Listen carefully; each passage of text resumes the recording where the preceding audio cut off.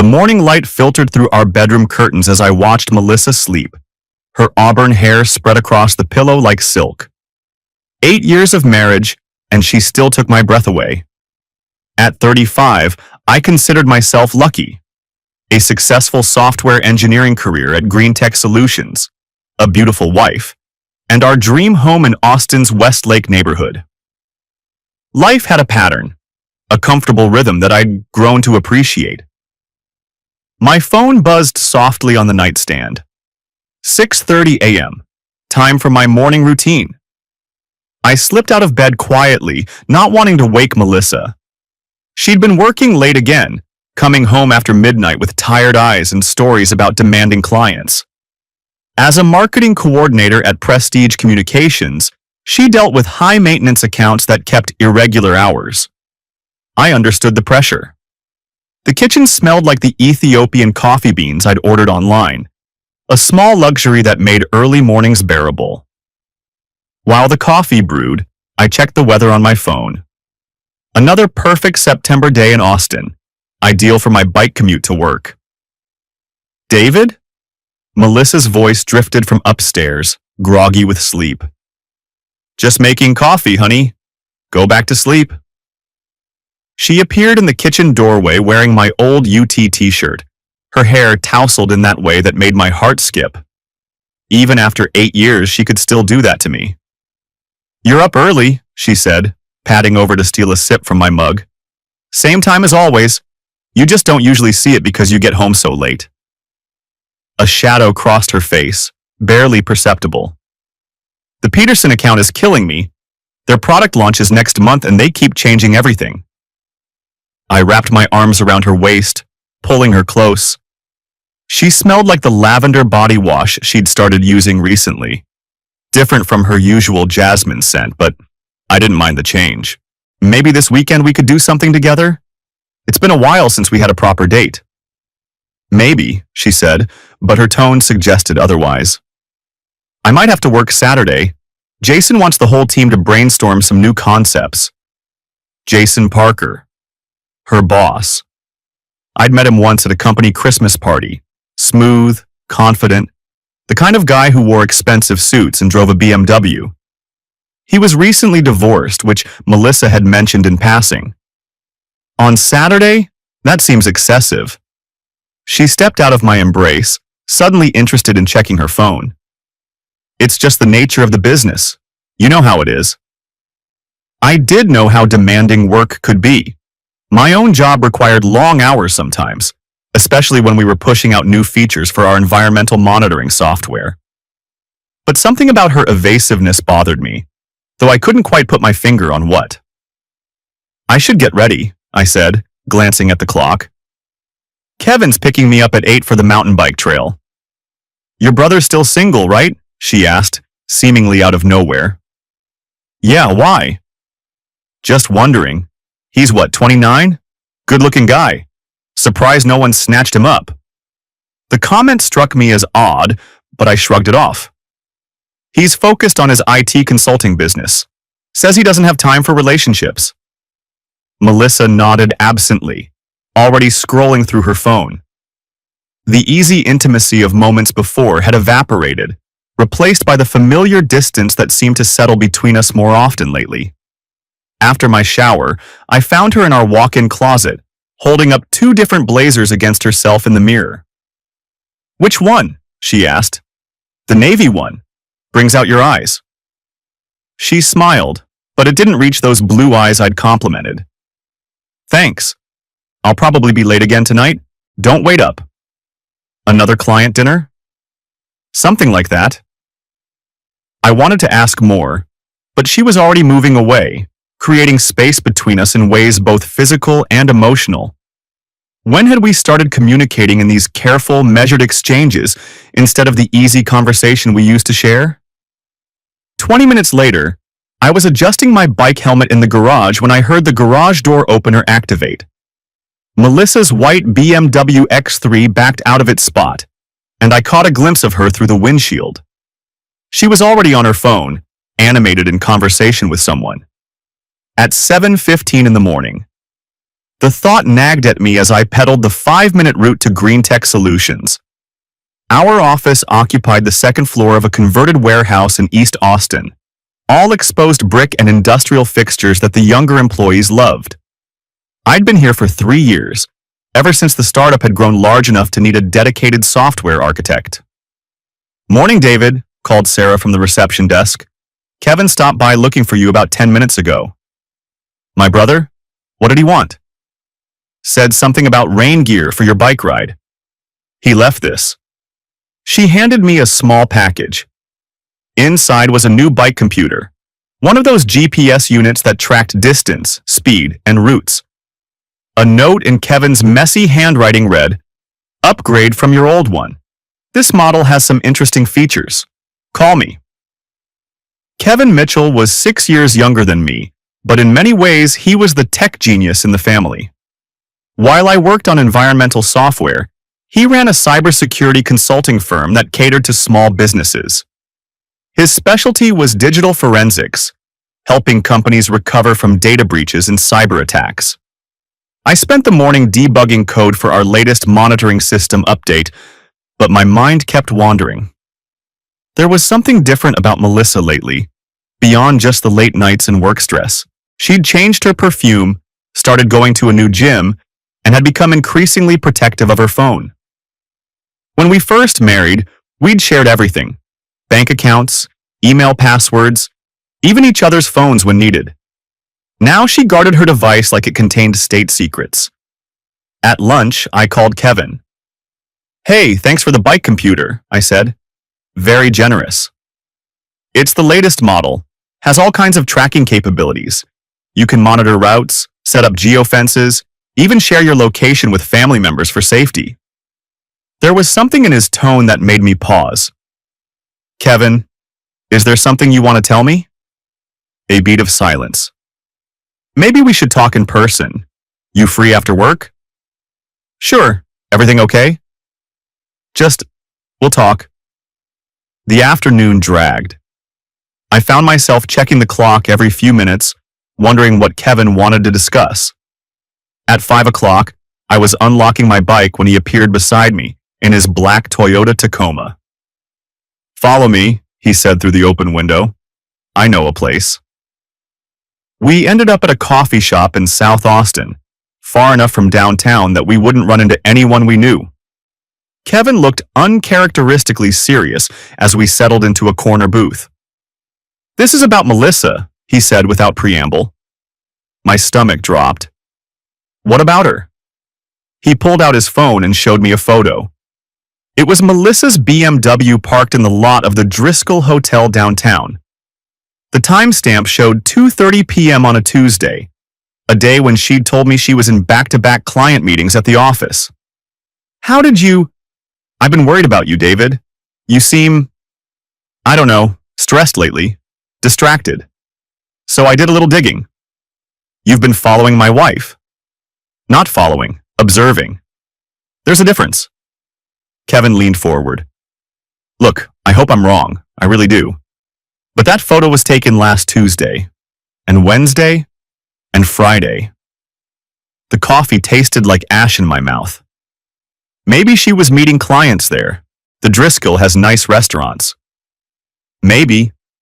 Kevin's expression was sympathetic but skeptical. "David, when's the last time you two went somewhere together?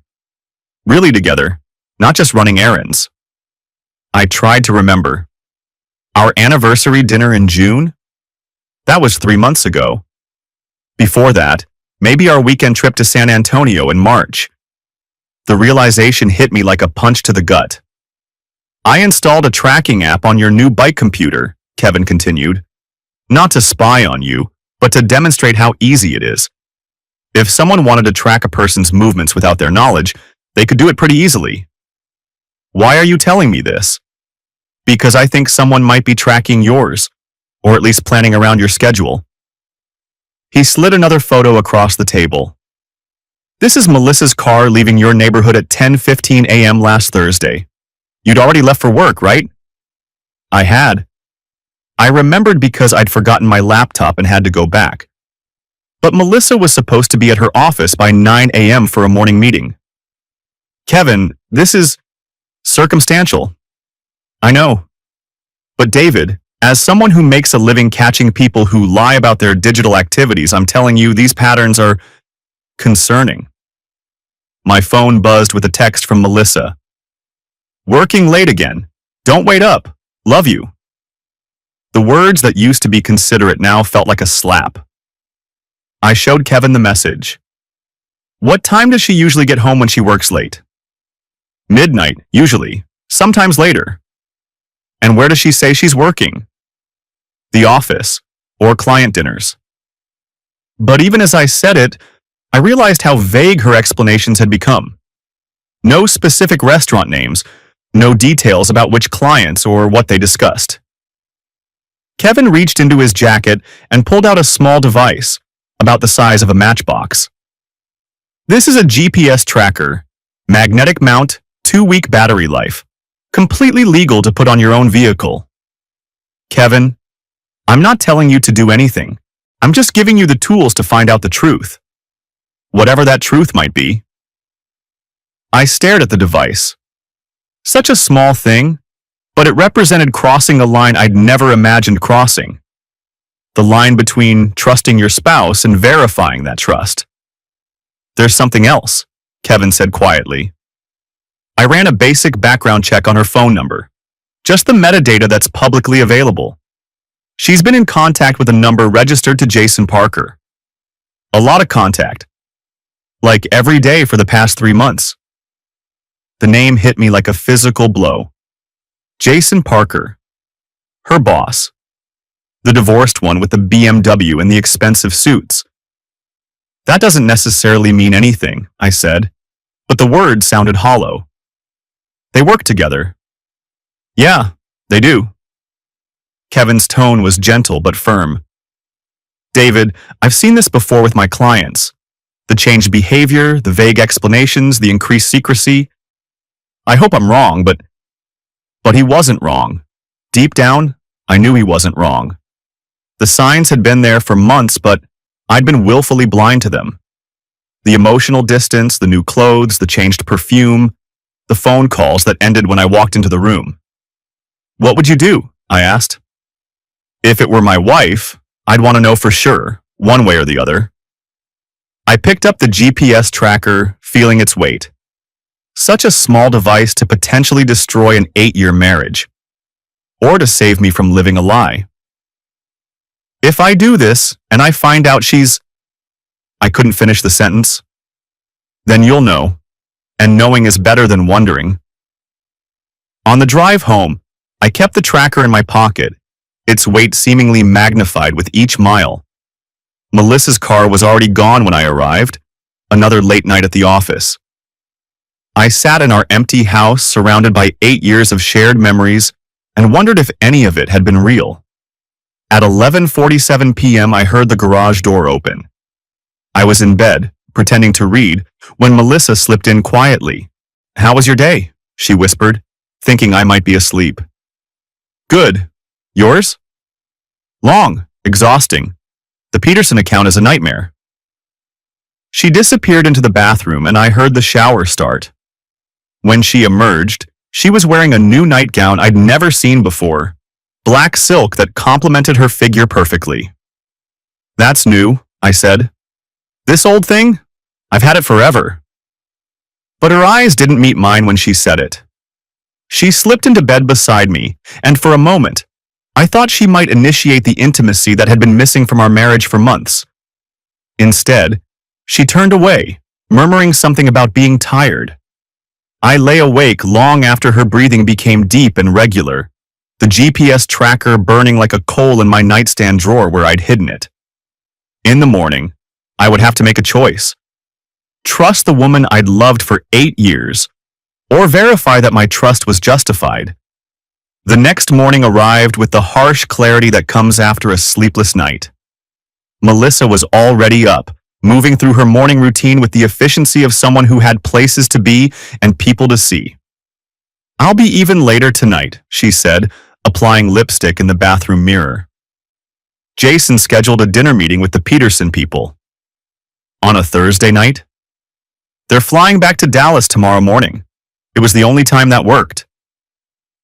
The explanation sounded reasonable, but something in her tone, too quick, too rehearsed, made my decision for me. After she left, I stood in the garage holding the GPS tracker. The underside of her BMW was easily accessible, and the device attached to the metal frame with a satisfying click. Just like that, I'd crossed a line I never thought I'd cross. At work, I tried to focus on code, but my mind kept drifting to the tracking app Kevin had shown me. By lunch, I'd checked it 6 times. Melissa's car was at her office building downtown, exactly where it should be. At 2:15 p.m., the car started moving. I watched the blue dot navigate through downtown Austin, heading not toward a restaurant or client office, but toward the Driscoll Hotel. The same hotel Kevin had photographed her visiting. My hands shook as I called the number for Prestige Communications. "This is David Williams. I was hoping to speak with my wife, Melissa Williams." "I'm sorry, Mr. Williams, but Melissa left for the day about 30 minutes ago. She said she had an off-site meeting." The blue dot had stopped moving. It was parked at the Driscoll Hotel, exactly where Kevin said it would be. I left work early, claiming a family emergency. The drive downtown felt surreal, like I was watching someone else's life unfold. I parked across the street from the hotel and waited. At 5:30 p.m. I saw them. Melissa emerged from the hotel's side entrance, and she wasn't alone. Jason Parker walked beside her, his hand resting possessively on the small of her back. They were laughing about something, comfortable in a way that spoke of familiarity, of intimacy. They stopped beside a silver BMW, his car, not hers. He said something that made her throw her head back and laugh, a genuine laugh I hadn't heard directed at me in months. Then he kissed her. Not a peck on the cheek or a friendly kiss goodbye. A real kiss. The kind of kiss that leaves no doubt about the relationship between two people. I sat in my car, watching my wife kiss another man, and felt something die inside me. Not just my marriage, but my faith in my own judgment. How had I been so blind? They separated, and Melissa walked to her car while Jason headed to his. She checked her reflection in the side mirror, fixing her lipstick, and then drove away. Her phone rang almost immediately. I could see her answering through the windshield. Probably calling to tell me she'd be late again. My phone buzzed with a text. "Dinner running long. Probably won't be home until after midnight. Sorry." The casual cruelty of the lie hit me harder than witnessing the kiss. This wasn't a moment of weakness or a recent mistake.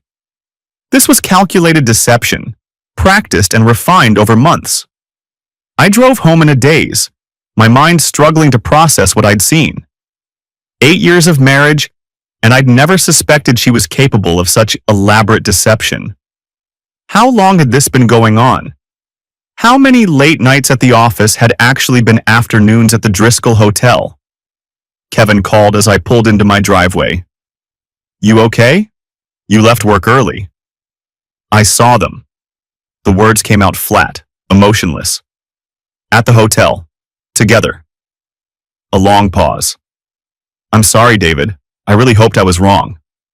What do I do now? What do you want to do?" I sat in my garage, staring at the empty space where Melissa's car should be, and realized I didn't know. The rational part of my mind said I should confront her, demand explanations, maybe suggest counseling. But a darker part, a part I didn't recognize, wanted something else entirely. "I want to know everything," I said finally.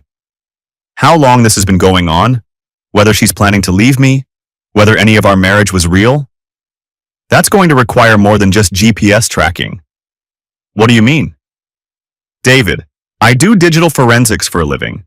If you want to know everything, I can help you find everything. But once we go down that road, there's no going back. You'll know things you might not want to know." I thought about Melissa's laugh in the hotel parking lot, the easy intimacy between her and Jason, the casual way she'd lied to me via text message. "I need to know," I said. "All of it." "Okay, But we do this right. Legal, documented, usable if things go south. Can you meet me tomorrow? I'll show you what we're dealing with. That night, I lay in bed pretending to sleep when Melissa finally came home at 12:47 a.m.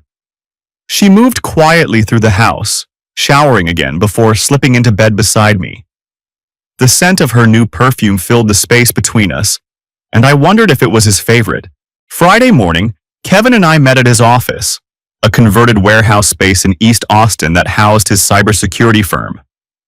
The main floor was all high-end computers and servers, but he led me to a smaller room in the back. "Situation room," he said, gesturing to a conference table surrounded by whiteboards. "This is where I help companies figure out how badly they've been compromised." The parallel wasn't lost on me. "Before we start, I need you to understand something," Kevin said. "What we're about to do is legal, but it's also irreversible. Once you know what we're going to find, you can't unknow it." "I understand." "Do you?" "Because this isn't just about catching Melissa cheating. This is about mapping the entire scope of her deception. How long it's been going on, what she's told him about you, what they're planning for the future. Are you prepared for that level of truth?" I thought about the woman who'd shared my bed for 8 years, who'd promised to love and honor me until death do us part, who was now sneaking around hotel rooms with her boss. "Yes," Kevin nodded and powered up his laptop. "Let's start with the basics. You have a shared phone plan, right?" "Yeah, Verizon." "Good. Do you have access to the online account?" I did. We'd set it up together years ago, back when transparency between us was natural and easy. Kevin walked me through accessing the detailed call logs and text message metadata. "I can't see the content of her messages," he explained, "but I can see when they were sent, how long the calls lasted, and who she's been in contact with." The data painted a damning picture. Starting in late May, nearly 4 months ago, Melissa's communication with Jason Parker had increased dramatically. Daily calls, sometimes lasting an hour or more. Text message exchanges that went on throughout the day, even during times when she was supposedly focused on other clients. "Now let's look at location data," Kevin said. "Your phone plan includes family tracking. She agreed to it years ago for safety reasons." The location history showed a pattern that made my stomach churn. Regular visits to the Driscoll Hotel, always during business hours when I was at work. But there were other locations too. A cabin in Wimberley, an apartment complex in West Austin, restaurants I'd never heard of. "She's been living a completely separate life," I said, staring at the data. "It gets worse," Kevin said gently. "Look at this." He pulled up her location history for our last anniversary in June. While I'd been at work, thinking about the romantic dinner I'd planned for that evening, she'd spent 3 hours at the Wimberley cabin with Jason.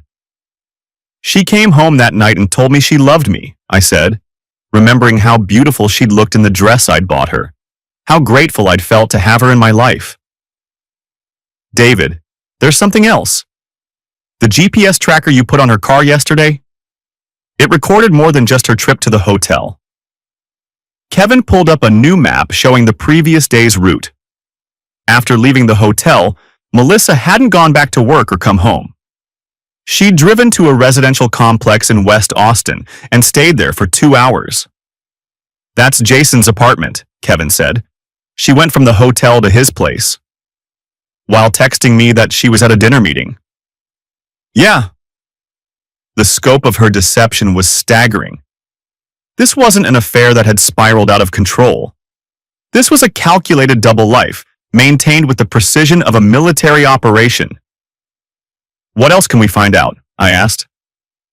Kevin hesitated. "We could set up more comprehensive monitoring. Your home computer, for instance. If she's using it to communicate with him or to research other things." "Other things?" "Divorce attorneys, asset protection, new apartments, the kind of research someone might do if they were planning to leave their husband." The thought hit me like a physical blow. Not only was Melissa cheating, but she might be preparing to abandon our marriage entirely, leaving me to discover her infidelity only after she'd positioned herself advantageously for a divorce. "Do it," I said. "All of it." Over the weekend, Kevin helped me install monitoring software on our home computer and set up additional tracking on Melissa's phone. The software was commercially available, the kind of thing parents use to monitor their children's internet activity. But in Kevin's hands, it became a comprehensive surveillance system. Melissa spent Saturday at the office, which according to the GPS tracker was actually the Wimberley cabin. She returned home that evening relaxed and happy, more affectionate than she'd been in months. "Good day at work?" I asked as she curled up beside me on the couch. "Productive," she said, resting her head on my shoulder. "I think we're finally making progress on the Peterson account." The casual lie, delivered while she cuddled against me, felt like a knife between my ribs. Sunday brought revelations that made the affair seem almost quaint by comparison.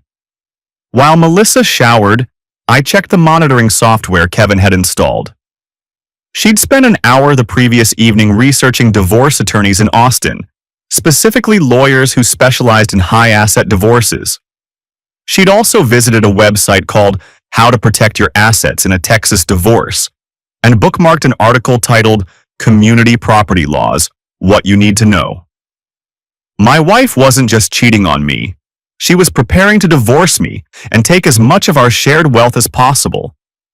I called Kevin immediately. "She's planning to leave me," I said without preamble. "She's researching divorce lawyers." "What else did you find?" I read him the browser history. Real estate websites showing luxury apartments in Austin. Financial websites explaining how to hide assets offshore. Even a Google search for "how to prove husband is emotionally abusive" that made my blood run cold.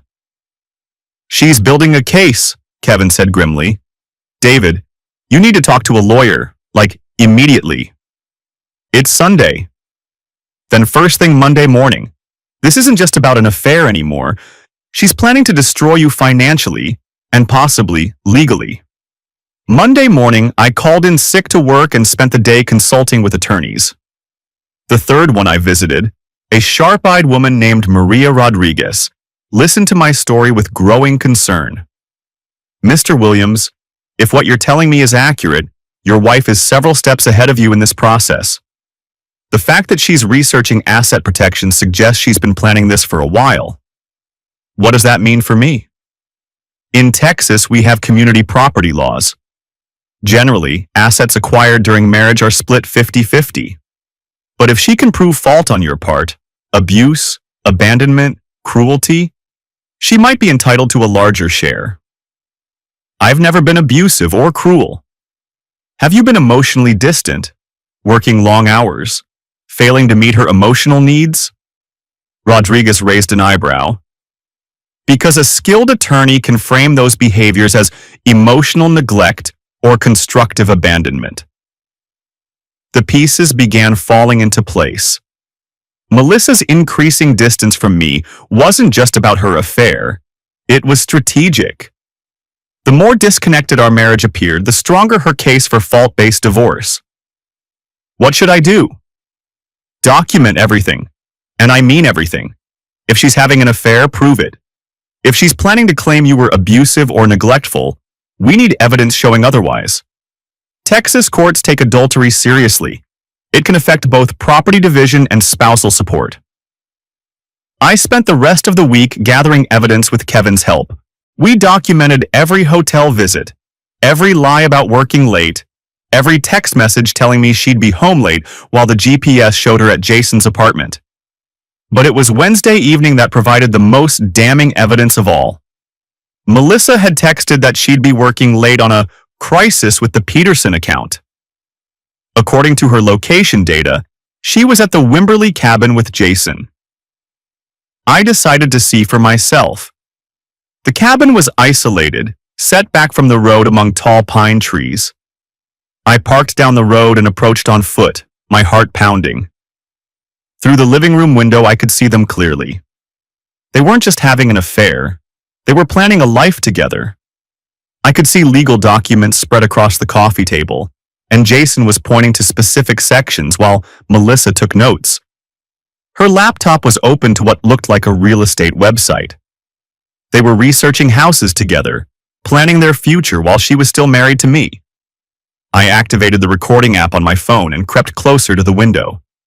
Their voices carried clearly in the still evening air. "Divorce should be finalized by Christmas," Jason was saying. "The lawyer thinks you have a strong case for emotional abandonment." "David's been so distant lately," Melissa replied, and I almost laughed at the irony. "He's completely checked out of our marriage, spends all his time at work or with his brother." "Perfect. That supports the narrative." "And you're sure about the financial accounts?" "I've been documenting everything. His 401k, the savings accounts, his stock options from the company. Community property law means I'm entitled to half of everything acquired during the marriage." "What about the house?" "Worth about $600,000. My lawyer thinks I can get it in the settlement, especially if we can prove David was emotionally abusive." My hands shook as I held the phone, recording every word. They weren't just planning to end my marriage, they were planning to destroy me financially and reputationally. "When will you tell him?" Jason asked. "After the holidays. I want to get through Christmas first, maybe take one last vacation on his dime." She laughed, and the sound made my skin crawl. "He's so oblivious. I could probably keep this going for months if I wanted to." "Why wait? We could be living together by New Year's." "Because timing matters. The longer I can document his emotional distance and neglect, the stronger my case becomes. My lawyer wants at least 6 months of documented behavior before we file." I'd heard enough. I backed away from the cabin, my mind reeling.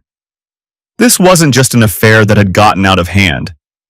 This was a calculated plot to destroy my life, orchestrated by the woman I'd loved and trusted for 8 years. By the time I got home, my shock had crystallized into something colder and more dangerous. Determination. If Melissa wanted to play games, I'd play games. But I'd play to win. Thursday morning, I met with Rodriguez again, this time armed with recordings, photographs, and documented evidence of Melissa's deception. "This is remarkable documentation," Rodriguez said, reviewing the materials. "Mr. Williams, your wife has made a serious tactical error. By planning her divorce strategy while still married and having an affair, she's handed us everything we need to not only defend against her accusations but to turn the tables entirely." "What do you mean?" "Texas is a fault-based divorce state. Adultery is grounds for an unequal division of community property. Instead of losing half your assets, you could potentially keep most of them. And if we can prove she was planning to defraud you financially..." The implications were staggering. Not only could I protect my assets, but I could potentially turn Melissa's own strategy against her. "What about her claims of emotional abuse?" Rodriguez smiled grimly. "Kind of hard to claim your husband was emotionally abusive when you were secretly planning to leave him for another man. Her own words on that recording show she was the one who withdrew from the marriage, not you." Over the next 2 weeks, Kevin and I expanded our surveillance operation. We documented every lie, every secret meeting, every moment Melissa spent with Jason while claiming to be working. The evidence was overwhelming. But it was the discovery of her email communications that provided the final pieces of the puzzle. "She's been using your home computer to email with her divorce attorney," Kevin told me on a Friday evening, "and she's been copying all your financial documents to a cloud storage account." "What kind of documents?" "Everything. Bank statements, investment account records, your employment contract, even your tax returns from the past 5 years. She's been planning this for months, David. Maybe longer." The monitoring software had captured screenshots of her email exchanges with her attorney, a man named Richard Blackwood, who specialized in high-conflict divorces. The emails revealed the full scope of her strategy. She was planning to claim I'd been emotionally and financially abusive, that I'd isolated her from friends and family, and that I'd threatened her when she tried to address problems in our marriage. None of it was true, but with the right presentation it might have been believable. More disturbing were her emails to Jason, which revealed the personal side of her betrayal. She wrote about how much she loved him, how she couldn't wait to start their life together, and how she viewed our marriage as a prison she needed to escape. "I can't believe I wasted 8 years on David," one email read. "He's such a boring, predictable man. No ambition, no passion. You've shown me what I've been missing." Another. "David suspects nothing. He's so trusting, it's almost pathetic. He actually thanked me for working so hard to support our future. If only he knew I was planning a future without him." The cruelty of her words cut deeper than the physical betrayal. This wasn't just about sex or even love. She held me in complete contempt, viewed me as an obstacle to her happiness rather than as a human being worthy of basic respect. But the most damaging email was one she'd sent to her attorney the previous week. "I need to accelerate the timeline. David's been asking more questions lately, and I'm worried he might be getting suspicious. How quickly can we move on the abuse allegations? I've been documenting instances of emotional distance and neglect, but I might need to manufacture something more concrete." Manufacture. She was planning to fabricate evidence of abuse to strengthen her divorce case. "This changes everything," Rodriguez said when I showed her the emails. "She's not just committing adultery, she's planning to commit perjury and possibly fraud. This level of premeditation shows clear intent to defraud you of marital assets." What does that mean? It means we don't just defend against her divorce petition. We go on the offensive. Adultery, fraud, conspiracy to commit perjury. We can not only protect your assets, but potentially seek damages for her misconduct. The thought of turning the tables on Melissa was intoxicating, but I needed to be smart about it. If I confronted her now, she might accelerate her timeline or destroy evidence. Better to let her continue thinking she had the upper hand while I prepared my counterattack. "How long do I have?" I asked Rodriguez. Based on her emails, she's planning to file for divorce in January. That gives us about 6 weeks to prepare our case and gather any additional evidence we might need. What kind of additional evidence? Financial records showing she's been stealing documents. More recordings of her and Jason discussing their plans. Maybe evidence that she's already moving assets or preparing to leave. Over the Thanksgiving weekend, while Melissa played the role of loving wife in front of my family, I documented everything. The contrast between her public performance and her private betrayal was staggering. At my parents' house, she was charming and affectionate, telling my mother how grateful she was for our marriage and how much she loved being part of the family. She even helped my mother cook, sharing stories about our early dating years and laughing about my quirks. "You're so lucky to have David," she told my sister-in-law, Sarah. "He's such a good man. Honest, loyal, dependable. I thank God every day that I found him." The performance was so convincing that I almost questioned my own evidence. Could the woman sitting beside me, holding my hand and calling me her wraak, really be the same person who'd been systematically planning my destruction for months? But that night, as we lay in the guest room at my parents' house, she texted Jason, "Missing you so much. Can't wait for this charade to be over. Only a few more weeks and we can stop pretending." The answer was yes. She absolutely was that same person. December brought the final phase of evidence gathering. Kevin had upgraded our surveillance system to include audio recording in our house, legal in Texas as long as one party consented, which I obviously did. The recordings revealed conversations between Melissa and Jason that made her emails seem tame by comparison. They discussed selling our house and moving to Colorado, where Jason had been offered a job with a larger marketing firm. They talked about the honeymoon they'd take with David's money, and the wedding they'd have once her divorce was finalized.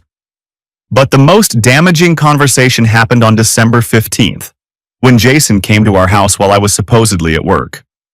I'd actually taken the day off and was monitoring the situation from Kevin's office. "This place gives me the creeps," Jason said, his voice clearly audible through the hidden microphones Kevin had installed. "Knowing he sleeps here, thinking you're his loving wife." "Not much longer," Melissa replied. "My lawyer says we can file right after New Year's. With all the evidence I've gathered about his emotional abuse, I should get the house and most of the assets. What evidence? You said yourself he's never actually abused you. He doesn't have to. Emotional neglect is just as damaging as physical abuse, legally speaking. The fact that he works long hours, doesn't share his feelings, and has been distant lately, it all adds up to a pattern of emotional abandonment. But that's not really abuse, is it? That's just being a typical husband. Melissa laughed. That's the beauty of it. Most men are emotionally absent to some degree. It's easy to frame normal male behavior as psychological abuse if you know how to present it. What about the recordings and photos you mentioned? I've been staging some situations, making it look like he's controlling or paranoid. Last week, I told my attorney that David checks my phone and monitors my activities. It's completely false, but it supports the narrative of a controlling, abusive husband. My hands clenched into fists as I listened to her describe how she'd been manipulating the truth to destroy my reputation. Not only was she stealing my assets, she was actively trying to frame me as an abuser. Are you sure this is legal? Jason asked. Legal enough. It's my word against his. And who's going to believe that sweet, innocent Melissa Williams would lie about being abused?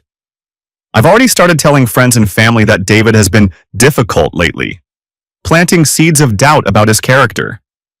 The conversation continued for another hour, covering everything from how they'd split my retirement accounts to where they'd live after the divorce. They discussed my job, my family, even my hobbies, all with the casual contempt of people dividing up the belongings of someone they considered beneath their notice. When it was over, I sat in Kevin's office feeling like I'd been hollowed out. 8 years of marriage, and this was how it ended. With my wife and her lover treating me like an obstacle to be removed rather than a human being deserving basic dignity. You okay? Kevin asked. No, but I will be. What's the plan? I thought about Rodriguez's advice, about the evidence we'd gathered, about the way Melissa had systematically planned my destruction while smiling to my face every morning. We're going to give her exactly what she deserves. Christmas morning arrived with a fresh layer of deception. Melissa had bought me expensive gifts, a new watch, tickets to a concert I'd mentioned wanting to see, a leather jacket that must have cost $500. I love you so much, she said, kissing me as I opened the last present. I know I've been working too much lately, but that's going to change. I want to focus more on us this year. If I hadn't known better, I might have believed her. The performance was flawless, complete with tears in her eyes as she talked about how grateful she was for our marriage. I have something for you too, I said, handing her a small wrapped box. Inside was a necklace with a heart-shaped pendant. She put it on immediately, admiring herself in the mirror. It's beautiful, David. Thank you.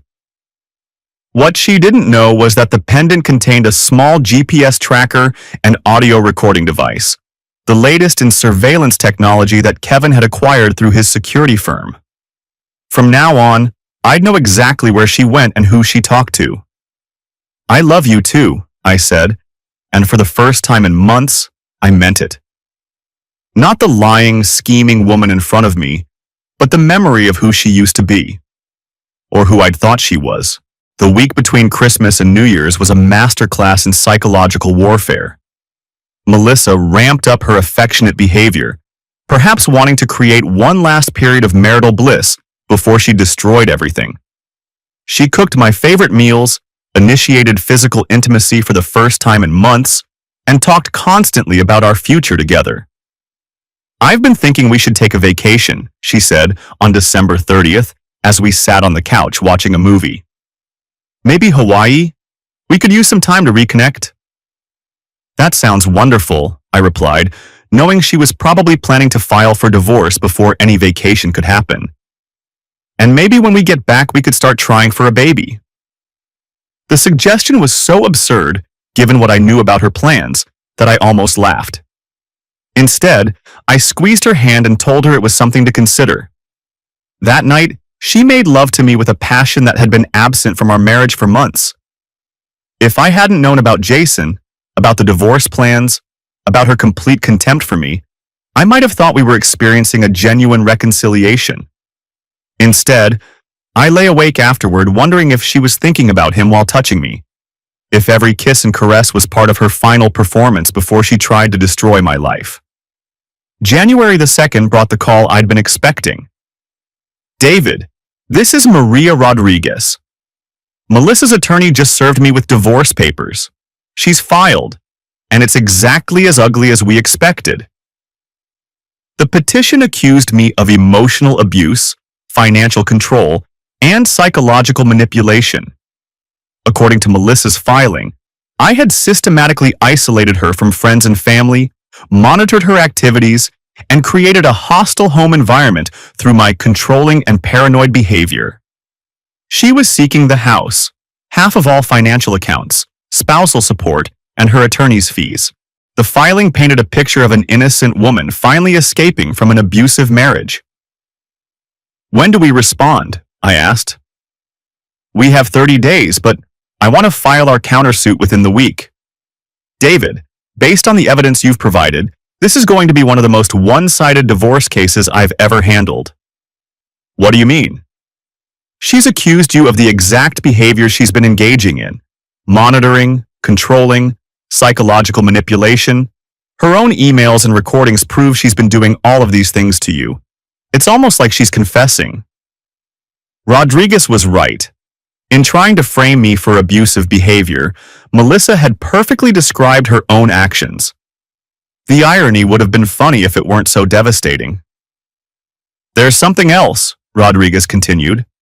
I've been researching her attorney, Richard Blackwood. He's been sanctioned twice for helping clients fabricate evidence in divorce cases. The fact that she chose him suggests she's planning to do something unethical. More unethical than what she's already done? Based on the pattern of her behavior and her choice of counsel, I think she's planning to escalate. False accusations, maybe even a restraining order based on fabricated incidents. You need to be very careful over the next few weeks. Rodriguez was right to be concerned. That evening, Melissa came home late and immediately started an argument over something trivial. I'd forgotten to put the dishes in the dishwasher. This is exactly what I'm talking about, she said, her voice rising. You're so inconsiderate. You expect me to clean up after you like I'm your maid. Melissa, I worked late and forgot. It's not a big deal. It is a big deal. It's indicative of how you see me, as someone who exists to serve you. She was practically shouting now, which was completely out of character for her usual passive-aggressive style. Then I noticed her phone on the counter, and I realized what was happening. She was recording our conversation, trying to provoke me into an angry response she could use as evidence of my abusive behavior. You're right, I said calmly. I should have cleaned up. I'll do better. Don't patronize me, she snapped. That's another one of your control tactics, acting like the reasonable one while making me feel crazy. She continued the tirade for another 10 minutes, saying increasingly outrageous things in an obvious attempt to make me lose my temper. I responded to everything with calm agreement and apologies, never raising my voice or saying anything that could be construed as threatening. Finally, she gave up and stormed out of the room. I heard her on the phone immediately afterward, probably with Blackwood, explaining that she'd tried to provoke an incident but I hadn't taken the bait. The next few days followed the same pattern. Melissa would try to start arguments, make unreasonable demands, or create situations where a normal person might lose their temper. I responded to everything with exaggerated calm and understanding, turning each attempted provocation into evidence of my own reasonableness. Meanwhile, the GPS tracker in her necklace and the monitoring software on our computer continued to document her real activities. She was spending every free moment with Jason, often at his apartment, discussing their plans for after the divorce. He's not reacting the way we expected, she told Jason during one recorded conversation. My attorney said most men get angry when served with divorce papers, but David's being weird about it. Too calm. Maybe he doesn't care as much as you thought, Jason replied. Maybe he's actually relieved. No, that's not it. There's something different about him. Like he knows something. She was right to be suspicious, but it was too late. We'd already gathered enough evidence to destroy her case and file criminal charges for fraud and perjury. On January 10th, Rodriguez and I met to finalize our countersuit and prepare for the battle ahead. David, I have to ask you one more time, she said. Are you sure you want to go nuclear with this? What we're planning will not only win your divorce case, it will likely destroy Melissa financially and professionally, maybe even criminally. I thought about the past 6 months, the lies, the betrayal, the calculated cruelty of her plans, the way she'd held me while planning my destruction, the contempt in her voice when she talked about our marriage. She made her choice, I said. Now she gets to live with the consequences. All right then, let's give her a divorce she'll never forget. Our countersuit was filed on January 12th, and it was a masterpiece of legal warfare. We accused Melissa of adultery, fraud, conspiracy to commit perjury, theft of marital assets, and intentional infliction of emotional distress. We included photographic evidence, audio recordings, email transcripts, and financial documents showing the scope of her deception. But the real bombshell was our motion for emergency relief. We asked the court to freeze all marital assets, award me temporary exclusive use of the house, and order Melissa to return all stolen financial documents.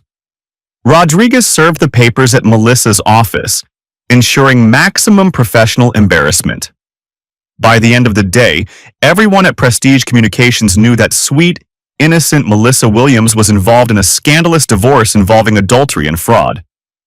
The reaction was immediate and devastating. Melissa called me that evening, her voice shaking with rage. How dare you? Those papers. Everyone at work saw them.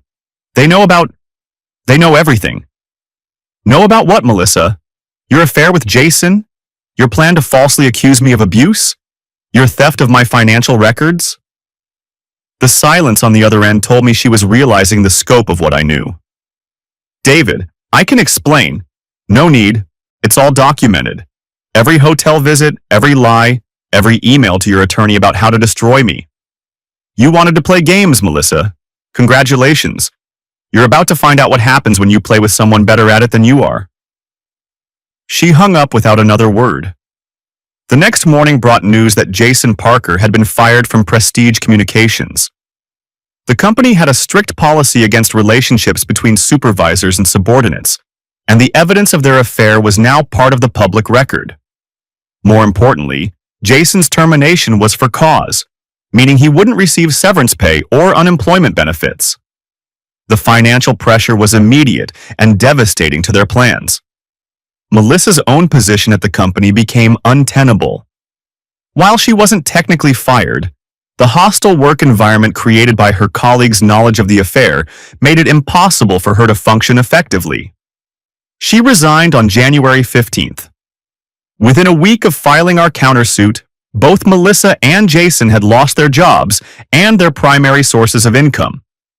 The financial pressure of mounting legal bills and no employment income began taking its toll immediately. Rodriguez's strategy was working perfectly.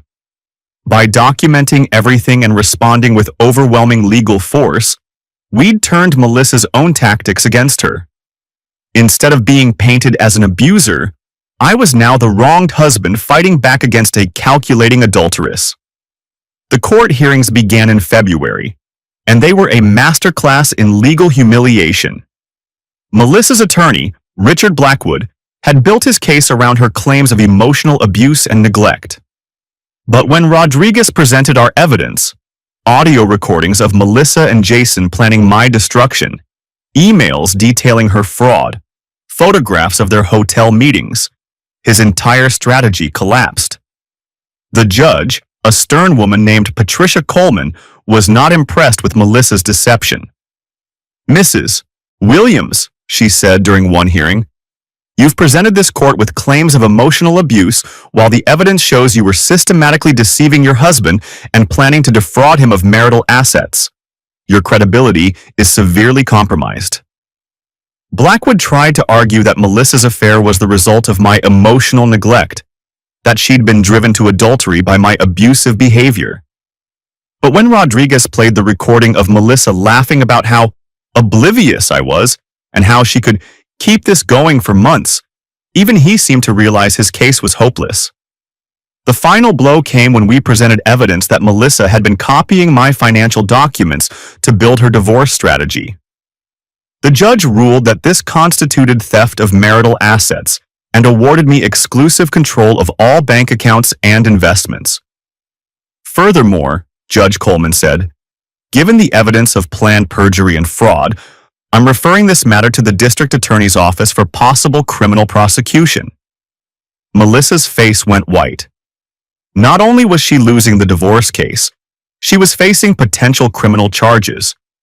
By March, the financial pressure had completely destroyed Melissa and Jason's relationship. Without jobs or income, they couldn't afford their own apartments and were forced to live with Jason's elderly mother in a cramped two-bedroom house in East Austin. The stress of their situation, combined with the mounting legal bills and the possibility of criminal charges, turned their grand romance into a bitter battle for survival. Kevin's surveillance equipment, still active in Melissa's necklace, captured their arguments as their fairy tale future crumbled into recriminations and blame. "This is all your fault," Melissa screamed at Jason during one particularly vicious fight. "You said you'd take care of everything. You said David was too trusting to fight back. I never told you to steal his financial documents or plan to frame him for abuse," Jason shot back. "That was your brilliant idea. I did it for us, for our future." "What future? We're both unemployed, living in my mother's house, facing criminal charges." "Some future." The recording equipment captured everything. Their regrets about the affair, their blame of each other for the consequences, their growing hatred for the situation they'd created. By April, their relationship was over. Jason kicked Melissa out of his mother's house, telling her he couldn't afford to support her anymore.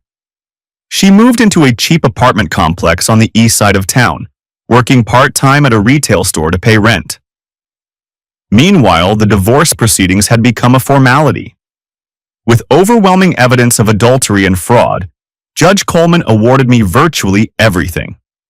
I kept the house, all retirement accounts, most of the savings, and even Melissa's car, since I'd been making the payments. Melissa was ordered to pay my legal fees and received no spousal support. In Texas, adultery can completely bar a spouse from receiving alimony, and her case was textbook material for such a denial. The final divorce decree was granted on May 15th, exactly 4 months after she'd filed her original petition. What was supposed to be her victory had become her complete destruction. But the story didn't end there. In June, the district attorney's office filed criminal charges against Melissa for fraud and conspiracy to commit perjury. The evidence we'd gathered was more than sufficient to prove she'd intentionally planned to deceive the court and defraud me of marital assets. Richard Blackwood, her attorney, was also investigated for his role in helping her fabricate evidence. While he avoided criminal charges, he received another sanctions from the state bar and eventually lost his license to practice law. Melissa's criminal trial began in August. By then, she was represented by a public defender, having spent all her money on the divorce proceedings. She looked nothing like the confident, beautiful woman who'd shared my bed a year earlier. The stress had aged her, and the cheap clothes she could now afford highlighted how far she'd fallen. The trial lasted 3 days. Rodriguez testified about the evidence we'd discovered. Kevin explained the surveillance operation that had documented Melissa's deception, and I took the stand to describe the emotional impact of her betrayal. The jury deliberated for less than 2 hours before finding her guilty on all charges. She was sentenced to 2 years in prison, suspended to probation contingent on her paying restitution for the legal fees she'd caused me to incur. Standing in that courtroom, watching the woman who'd planned my destruction being led away in handcuffs, I felt something I hadn't expected: pity. Melissa had thrown away an 8-year marriage, her career, her financial security, and her freedom for an affair that lasted less than 6 months. She'd lost everything she'd tried to steal from me, and more. As I walked out of the courthouse, Rodriguez put a hand on my shoulder. "How do you feel?" she asked. "Like justice has been served," I said. And I meant it. The house felt different when I returned home that evening. The same furniture, the same pictures on the walls, but somehow lighter. The oppressive weight of deception that had hung over everything was finally gone. I'd kept some of our wedding photos, not out of nostalgia, but as a reminder of how thoroughly someone can deceive you if you let trust override observation. The smiling couple in those pictures had been living a lie, but only one of us had known it. Kevin stopped by later that evening, carrying a bottle of bourbon. "Congratulations," he said, pouring 2 glasses. "You won." Did I? Sometimes it feels like everybody lost. Melissa lost because she made choices that led to consequences. You won because you refused to let her destroy you. He raised his glass. To the truth, and to the fact that it always comes out eventually. We drank in comfortable silence, 2 brothers who'd been through a war and survived. 6 months later, I sold the house. Too many memories, both good and bad. I bought a smaller place in South Austin, closer to work, and started the process of rebuilding my life. The dating apps were awkward at first. How do you explain to someone new that your ex-wife is a convicted felon who tried to frame you for abuse? But eventually, I met Sarah, a teacher who appreciated honesty and had her own stories about relationships gone wrong. "Trust takes time," she said over dinner one evening, "but it's still worth the risk." She was right. Not everyone is Melissa. Not every smile hides a betrayal. Not every "I love you" is a lie designed to make the eventual destruction more painful. A year after the divorce was finalized, I ran into Jason at a grocery store. He looked terrible, thin, tired, wearing clothes that had seen better days. He started to say something when he saw me, then thought better of it and hurried away. I heard through mutual acquaintances that he'd never found another job in marketing. The scandal had followed him, and his termination for cause made him unemployable in his field. He was working construction now, living paycheck to paycheck. Melissa served 18 months of probation before violating the terms by failing to make her restitution payments. She spent the final 6 months of her sentence in county jail. When she was released, she'd lost her apartment and had to move back in with her parents in Dallas. I felt no satisfaction in their misery. They'd made their choices and faced the consequences. My role in their story was over. 2 years after everything ended, Sarah and I were planning our own wedding. She'd moved into my new house, and we were building something real together. Something based on actual trust and mutual respect, rather than the illusion I'd mistaken for love with Melissa. "Do you ever regret how things went down?" Sarah asked one evening as we planned our honeymoon. "Which part? The investigation? The legal war? The criminal charges?" "All of it. The whole nuclear option approach." I thought about the question seriously. Could I have handled things differently? Could I have simply confronted Melissa, demanded the truth, tried to work things out? "No," I said finally. She wasn't cheating because our marriage was broken. She was cheating because she decided I wasn't worthy of her anymore, and she was planning to destroy me financially and legally in the process. Someone who does that doesn't deserve mercy or a second chance. But don't you think people can change? Don't you think she might have realized her mistake and tried to make things right? I showed Sarah the last email Melissa had sent Jason before everything fell apart. It was dated 3 days before I confronted her, long after her affair was well established and her divorce plans were in motion. "I can't wait to see David's face when he realizes I'm leaving him," the email read. "He probably thinks he's going to grow old with me, that I'll always be his devoted little wife. The shock when he finds out the truth is going to be delicious." Sarah read the email twice, her expression growing darker with each word. "Okay," she said finally. I take it back. She got exactly what she deserved. That email captured the essential truth about Melissa that I'd been too trusting to see until it was almost too late. She didn't just want to leave me, she wanted to hurt me. The deception wasn't just a means to an end, it was entertainment for her. People like that don't change. They don't suddenly develop empathy or conscience.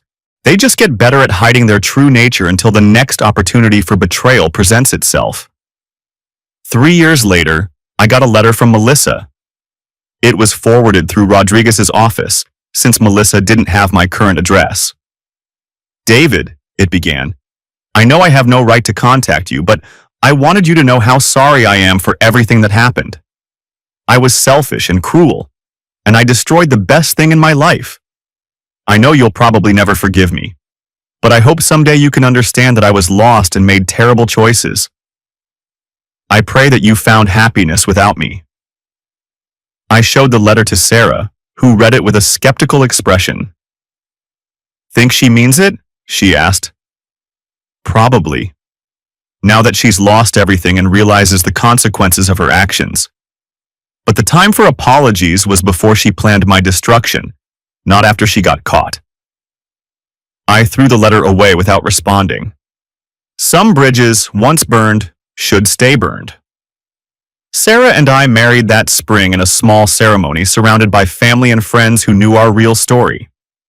Kevin was my best man, and in his toast, he said something that captured the entire experience perfectly. David learned that sometimes the worst thing that happens to you leads to the best thing that could happen to you. Melissa's betrayal hurt him, but it also freed him to find something real. He was right. If Melissa hadn't shown me her true nature, I might have spent the rest of my life married to someone who held me in contempt. I might never have learned to pay attention to the signs of deception or developed the strength to fight back when someone tried to destroy me. The duplicate keys that started it all were sitting in my desk drawer at home, a reminder of how small details can unravel the biggest lies. I'd kept them not as a souvenir of my failed marriage, but as a symbol of the importance of paying attention to the world around you.